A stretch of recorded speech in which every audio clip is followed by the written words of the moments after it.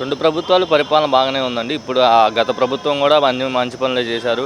ఇల్లు డెవలప్ చేశారు, స్థలాలు ఇచ్చారు పేదలకి. అలాగే ఇప్పుడు ప్రజెంట్ ఉన్న గవర్నమెంట్ కూడా రాజధానిని బాగా డెవలప్ చేస్తుంది.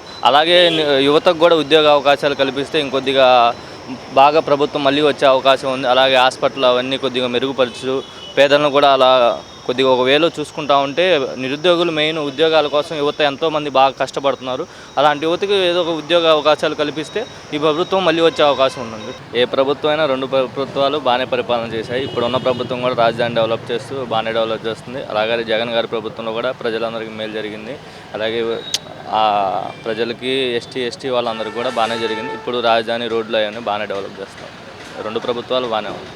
ఓకే అన్న, బాగానే ఉంది ప్రభుత్వం. కాకపోతే మధ్యలో ఏంటంటే రాజధాని బాగా చేస్తున్నారు. కాకపోతే మళ్ళీ ఇదే ప్రభుత్వం వస్తే బాగుంటుంది. మళ్ళీ ప్రభుత్వం మారిందంటే మళ్ళీ అస్తవ్యస్తం అయిపోతూ ఉంటుంది.